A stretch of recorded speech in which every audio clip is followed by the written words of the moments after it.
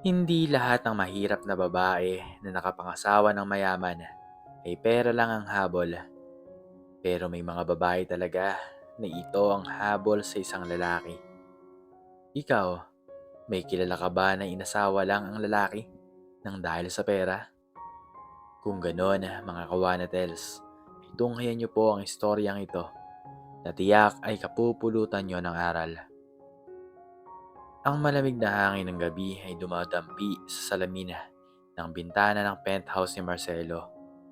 Sa baba, ang mga ilaw ng syudad ay kumikinang na parang mga bituing nahulog mula sa langit.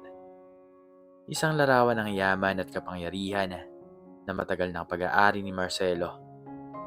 Ngunit sa gabing iyon, ang lahat ng kinang na iyon ay tila isang panunuya. Hawak niya ang isang kupita ng mamahaling alak, ngunit hindi niya ito iniinom. Ang kanyang mga mata ay nakatitig sa kawalan, sa isang refleksyon na hindi na niya kilala. Ang lalaking minsang puno ng tiwala at pag-asa ay napalitan ng isang aninong binabagabag ng pagdududa. May isang tanong na paulit-ulit na umuukil sa kanyang isipan. Isang laso na dahan-dahang kumakalat sa kanyang puso. Ang pag-ibig ba na iniaalay sa kanya ay tunay o isa lamang magarbong palabas na may katumbas na presyo? Mahal ko, anong ginagawa mo diyan sa dilim? Ang malambing na boses ni Jessica ang pumutol sa katahimikan. Lumapit ito. Ang sutlang roba na suot ay marahang humahaplos sa sahig na gawa sa marmol. Niyakap siya nito mula sa likuran. Ang bango ng kanyang mamahaling pabango ay bumalot kay Marcelo. Iniisip ko lang hinaharap, Jess. Ang hinaharap natin. Sagot ni Marcelo. Sinusubukang pilitin ng isang ngiti. Ang hinaharap natin? Hinalikan siya ni Jessica sa pisngi. Ano pa bang iisipin doon? Magpapakasal na tayo sa susunod na buwan. Nakapili na ako ng venue sa Villa Roca. At ang wedding gown ko, gawa ni Michael Cinco. Everything is perfect, mahal. Tumingin si Marcelo sa kanya. Sa perpektong mukha nito na hinulma ng mga anghel. Sa mga matang kumikinang sa tuwing nakikita ang mga alahas na bigay niya. Perfect. Oo, perfecto nga. Ngunit sa likod ng mga salitang iyon ay naroon ang tinig ng kanyang pinagkakatiwalahang driver at kanang kamay, si Mang Teban. Isang linggo pa lang ang nakalipas nang mag-usap sila. Sir Marcelo, sabi ni Mang Teban habang nagmamaneo sila pa uwi mula sa isang business meeting. Pasensya na po kayo sa pakikialam ko, pero matagal na po akong nagsisilbi sa pamilya nyo.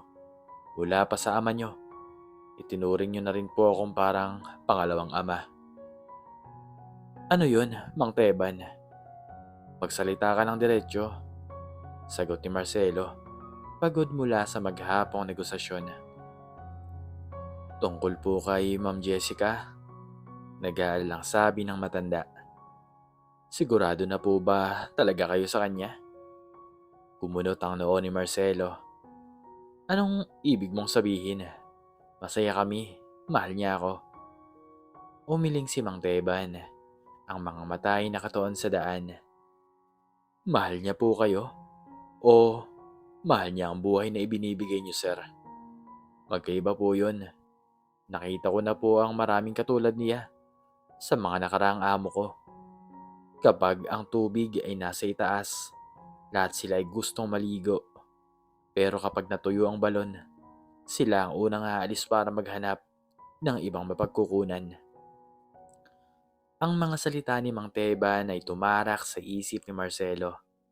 Si Jessica, nakilala niya ito sa isang art gallery. Isang simpleng babae na nagtatrabaho bilang curator. Nagmula sa isang mahirap na pamilya, ngunit puno ng pangarap at ambisyon. Iyon ang unang nagustuhan niya dito, ang apoy sa mga mata nito. Ngunit habang tumatagal, ang kanilang relasyon. Napansin niyang ang apoy na yon ay mas nag-aalab sa tuwing binibigyan niya ito ng mga mamahaling regalo. Ang tuwa nito ay mas nakikita sa pagbubukas ng isang Hermes bag kaysa sa isang simpleng paglalakad sa parke.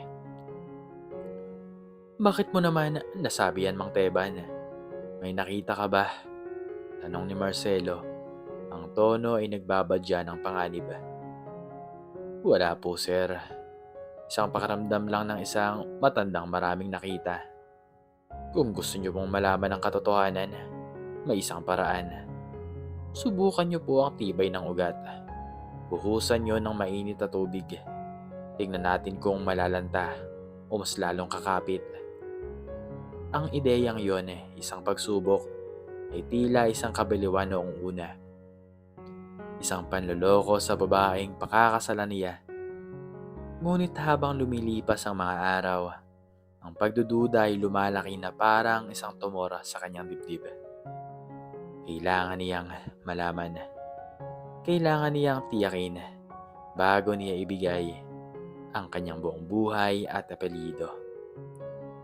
Kaya't sa gabing iyon, habang yakap siya ni Jessica, nagpasya si Marcelo. Isa sa gawa niya ang pinakamasakit na pagsubok.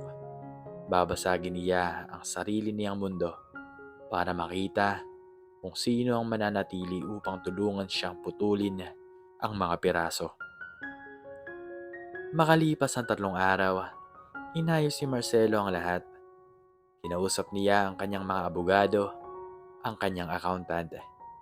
Isang kwento ang kanilang binuo. Isang malaking dila sa ibang bansa ang nagkamali. Isang mapanganib na investment na bumagsak. At ang pagbagsak ng buong imperyo niya. Itinago niya ang lahat ng kanyang sasakyan maliban sa kanyang isang lumang sedan. Lumipat siya mula sa kanyang penthouse patungo sa isang maliit at simpleng condo unit na matagal ng pagmamay-ari ng kumpanya para sa mga empleyado. Pinapunta niya si Jessica sa isang mamurahing coffee shop, malayo sa mga sosyal na restaurant na dati nilang pinupuntahan. Dumating si Jessica, nakasuot ng isang simpleng damit ngunit bakas pa rin ang tatak ng designer. Mahal, bakit dito? Akala ko ba sa The Peninsula tayo? At bakit iyang kotse ang gamit mo? Nasaan si Mang Teban? Sunod-sunod na tanong nito, bakas ang pag-aalala. Huminga ng malalim si Marcelo. Oras na. Yes? Umupo ka muna. May kailangan akong sabihin sa'yo. Ang kanyang boses ay basag. Ang husay niya sa pag-arte ay nakuha niya sa mga board meeting. Ngunit ngayon, ang sakit na nararamdaman niya ay halos totoo na. Ano ba yun, Marcelo? Tinatakot mo ako. Sabi ni Jessica. Nawawala na ang ngiti sa kanyang mga labi. Ang negosyo. Simula ni Marcelo. Yumungo na parang pasa ng buong mundo. Ang lahat ng investment ko sa ibang bansa, bumagsak. Niloko ako ng mga kasosyo ko. Naubos lahat, Jess. Lahat. Tinitigan siya ni Jessica. Ang kanyang mga mata ay nanlalaki sa pagkabigla. Ano? Anong ibig mong sabihin na naubos lahat? As in lahat? Ang pera? At ang mga kumpanya? Tumango si Marcelo. Hindi makatingin ng diretsyo. Pati ang penthouse, ang mga sasakyan, kinuha ng bangko. This is all I have left. Itinuro niya ang lumang sedan sa labas. Kailangan nating magsimula ulit sa wala. Hinawakan ni Jessica ang kanyang kamay. Ang pagkakahawak nito ay mahigpit. Ngunit naramdaman ni Marcelo ang panginginig. Huwag kang mag-alala, mahal. Nandito lang ako. Magtutulungan tayo. Malalampasan natin to. Sa isang saglit, isang maliit na pag-asa ang sumibol sa puso ni Marcelo. Baka mali si Mang Teban. Baka mali siya. Baka totoo ang pagmamahal ni Jessica. Ngunit ang pag-asang iyon ay hindi nagtagal. Ang unang linggo ay puno ng mga pangakong, "Kaya natin to." Dinala ni Jessica si Marcelo sa maliit na apartment ng kanyang pamilya. Ipinagluto siya nito, ngunit nakita ni Marcelo ang pag-aalala sa mga mata ng ina ni Jessica. Ang pamilyang umaasa sa suportang ibinibigay niya. "Anak, paano ng mga bayarin natin?" Narinig niyang bulong ng ina nito isang gabi. "Ang pagpapadialysis ng tatay mo, ang pag-aaral ng kapatid mo." "Huwag kayong mag-alala, Nay. Hahanap ako ng paraan," sagot ni Jessica. Ngunit ang boses nito ay walang kasiguraduhan. Nagsimulang magbago ang lahat. Ang mga tawag ni Marcelo ay madalas nang hindi sinasagot. Ang mga text niya ay tumatagal ng ilang oras bago replyan. "Sorry, mahal. Busy lang sa paghahanap ng trabaho." Palusot nito. Isang araw, dumaan si Marcelo sa kondo na tinutuluyan nila. Nakita niya si Jessica na bumaba sa isang bagong-bagong BMW. Ang nagmamaneho ay isang lalaking pamilyar sa kanya, si Anton de la Merced, isang batang negosyante na kilala sa pagiging playboy at sa pagpapakita ng kanyang yaman. Nakita ni Marcelo kung paano tumawa si Jessica sa sinabi ni Anton, isang tawa na matagal na niyang hindi naririnig mula dito. Hinalikan ni Anton ang kamay ni Jessica bago ito bumaba ng sasakyan. Nagtago si Marcelo sa isang sulok. Ang kanyang puso ay dinudurog. Hinarap niya si Jessica pag-akyat nito sa kondo. "Saan ka galing?" tanong ni Marcelo. Sinusubukang kontrolin ang galit sa kanyang boses. "Diyan lang. Nag-apply ng trabaho." Mabilis nitong sagot, umiwas ng tingin. "Trabaho? O baka naman nakikipag-date ka kay Anton de la Merced?" Natigilan si Jessica. Ang pagkukunwari ay nawala sa kanyang muka. Napalitan ng pagkabigla at inis. "Nakita mo kami? Stalker ka na ba ngayon, Marcelo?" "Anong ginagawa mo kasama siya, Jess?" "Engagement ring ko ang nasa daliri mo." "Kaibigan ko lang siya," sigaw ni Jessica. "Tinutulungan niya ako makahanap ng koneksyon. Ano bang masama dun? Kailangan kong kumilos, Marcelo. Hindi tayo mabubuhay sa pag-ibig lang. May pamilya akong kailangang suportahan." "Suporta o luho?" ganti ni Marcelo. "Pareho. Oo, pareho." Umamin si Jessica, ang mga matay nag-aapoy. "Hindi ako sanay sa ganito. Hindi ako pinalaki para magdusa. Akala ko ba alagaan mo ko? Akala ko ba ay bibigyan mo ako ng magandang buhay? Yun ang pinangako mo." "Ang pinangako ko ay mamahalin kita sa hirap at ginhawa. Naalala mo pa ba ang mga sinabi mong yes sa akin? Dahil ba yun sa pag-ibig? O dahil sa laman ng bank account ko?" "Hindi mo naiintindihan," sabi ni Jessica. Tumutulo na ang mga luha. "Hindi mo alam kung gaano kahirap maging mahirap. Kung paano bilangin ang bawat sentimo. Ayokong bumalik doon, Marcelo. Ayoko." Ang mga sumunod na araw ay naging isang malamig na digmaan. Halos hindi na sila nag-uusap. Si Jessica ay palaging wala. Palaging may interview o meeting. Si Marcelo naman ay nagmamasid lang mula sa malayo. Bawat araw ay isang kumpirmasyon ng kanyang pinakamasamang takot. Isang gabi, umuwi si Jessica na lasing. Dala-dala niya ang isang paper bag mula sa isang kilalang luxury brand. "Saan galing yan?" tanong ni Marcelo. Ang boses ay kalmado ngunit mapanganib. "Bigay mula kay Anton. Birthday gift niya raw sa akin in advance," sabi ni Jessica, walang pakialam. "Ang kapal ng mukha niya at ang kapal din ng mukha mong tanggapin." Humarap si Jessica sa kanya. Ang mga matay puno ng hinanakit. "Bakit? Ikaw? May bibigay ka ba? Kahit isang simpleng bulaklak wala. Puro ka lang problema. Marcelo, pabigat ka." Ang salitang pabigat ay tumusok sa puso ni Marcelo. parang isang kutsilyo. Iyon na iyon ang huling patak. Tama ka, sabi ni Marcelo. Ang boses ay walang emosyon. Pabigat nga siguro sa'yo. Kaya siguro, dapat na nating tapusin to. Nagulat si Jessica. Hindi niya inaasahan yun. Tapusin? Ganun lang? Ayaw mo na ba? Hindi ba't yun naman talagang gusto mo? Ang makawala sa akin? Hindi sa ganoon pero... Nag-isip si Jessica. Nakita ni Marcelo ang kalkulasyon sa mga mata nito. Ito na ang pagkakataon niyang kumawala nang hindi siya ang magmumukhang masama. Siguro kailangan natin ng espasyo para makapag-isip. Hindi na malusog itong relasyon natin. Malusog?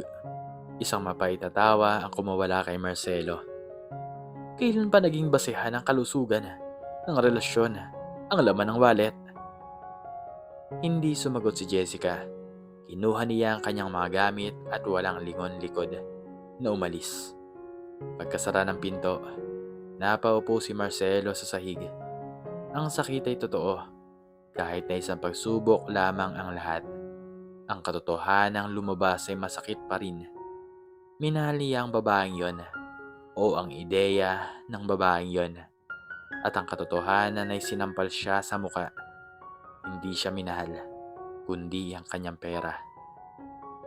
Kinabukasan tumawag si Marcelo kay Mang Teban. Tapos na, Mang Teban.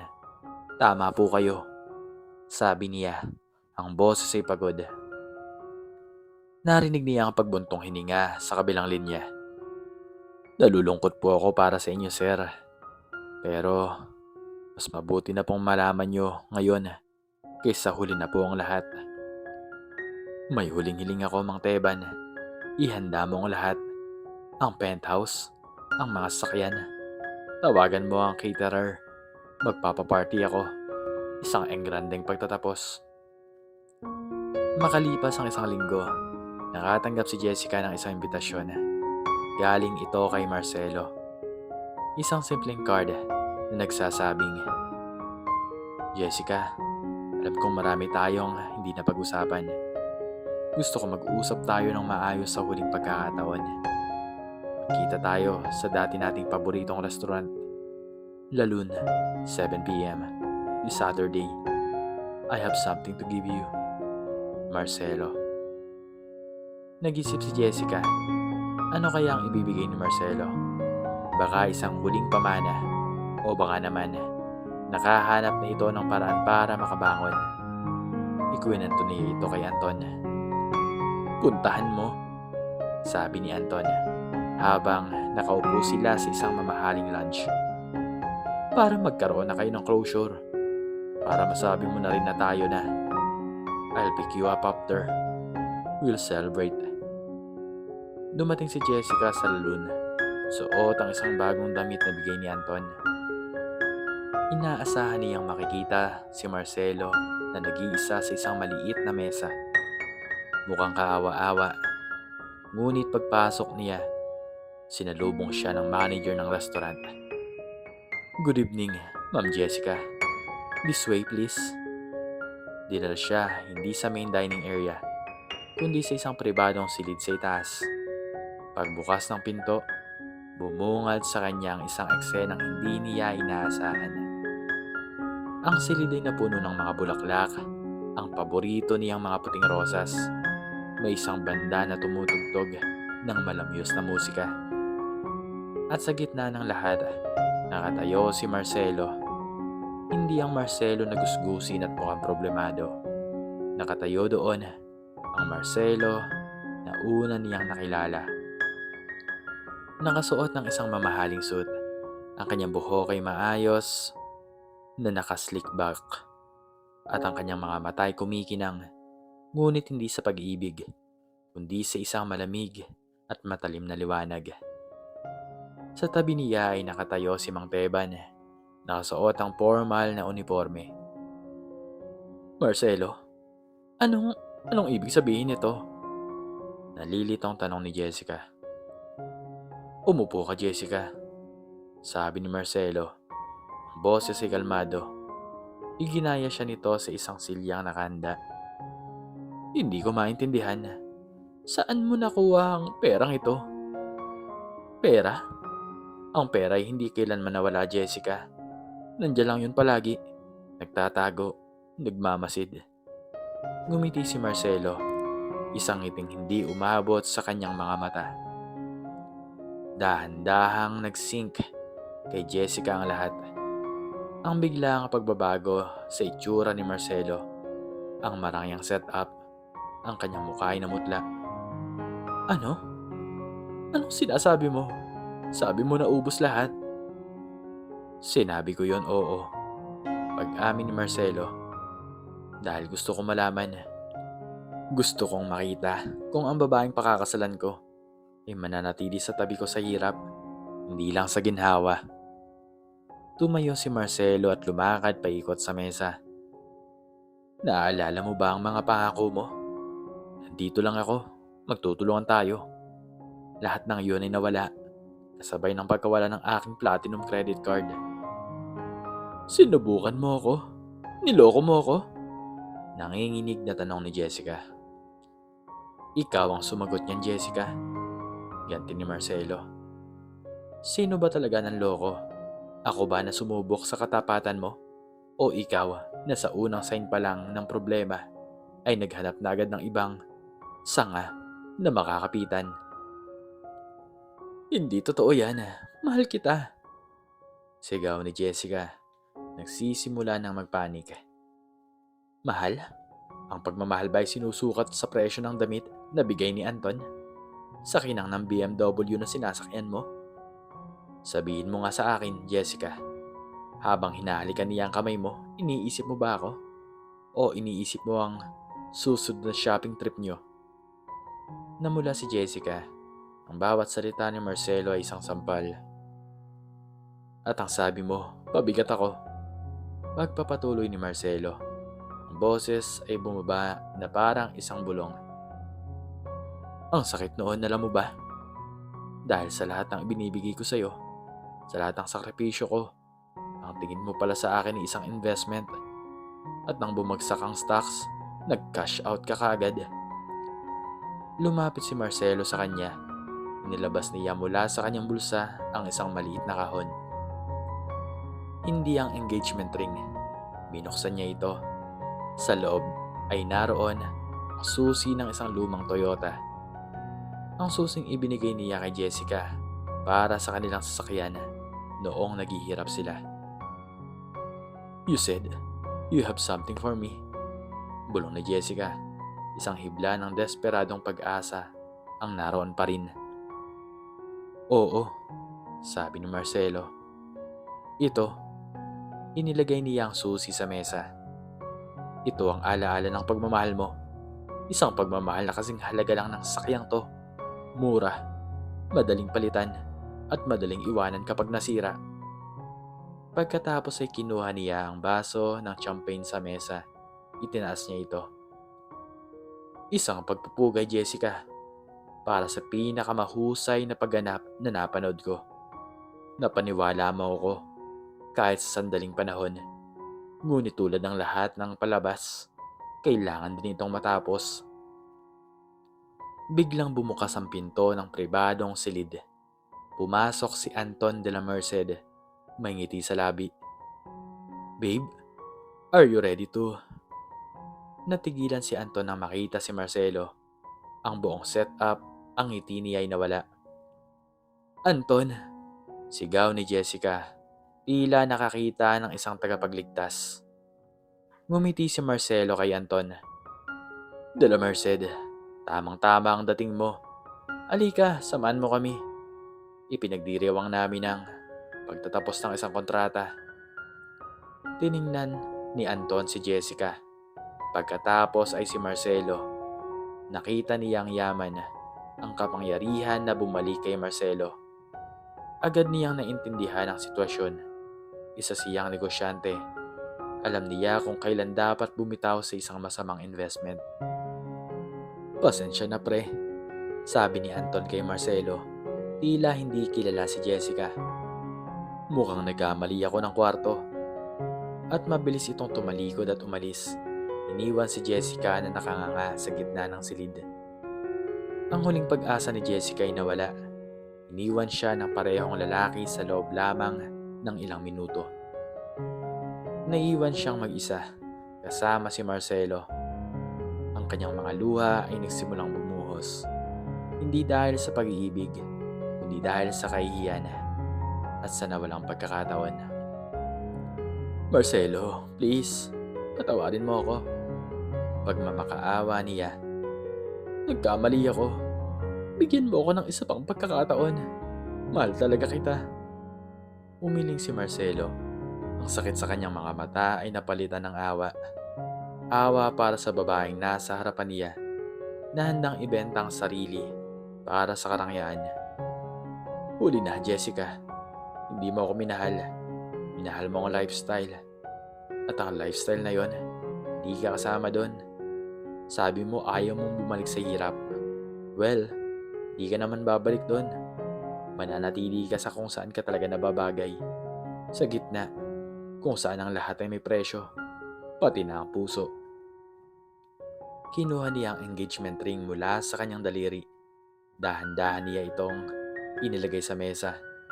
Sa tabi ng susi ng lumang kotse. Ito ang pinili mo, sabi niya. Tinuro ang susi. At ito ang binitawan mo. Itinuro niya ang singsing na may diamanteng mas maliwanag pa sa lahat ng ilaw sa silid. Tumalikod si Marcelo at nagsimulang maglakad palayo. Mang Teban, pakihatid na lang si Ma'am Jessica palabas. Masusunod po, sir. Huminto si Marcelo sa may pinto. Inarap niya si Jessica sa huling pagkakataon. Ang mukha nito ay basang-basa ng luha. Isang larawan ng pagkawasak at pagsisisi. Sana, sa susunod, matutunan mong magmahal ng isang tao. Hindi na kung anong mayroon siya. Dahil ang pera, nawawala. Ang tunay na pag-ibig, yun dapat ang hindi. At tuluyan na siyang umalis. Iniwan si Jessica sa gitna ng karangyaan na minsan niyang pinangarap, na ngayon ay nagsisilbing monumento ng kanyang pinakamalaking pagkakamali, ang kahihiyan. Ang musika ay huminto, ang mga bulaklak ay tila biglang nalanta, at sa katahimikan, tanging maririnig na lang ay ang tunog ng isang pusong nabasag. Hindi dahil sa pag-iibig na nawala, kundi dahil sa kayamanang hindi na niya kailanman makakamit. At hanggang dito na lamang po nagtatapos ang aking istorya. Sana po ay nagustuhan niyo ito. Please like, share, and subscribe. And click the notification bell para palagi po kayong updated sa mga bago ko pang istorya. Muli ay maraming salamat po. At God bless us all.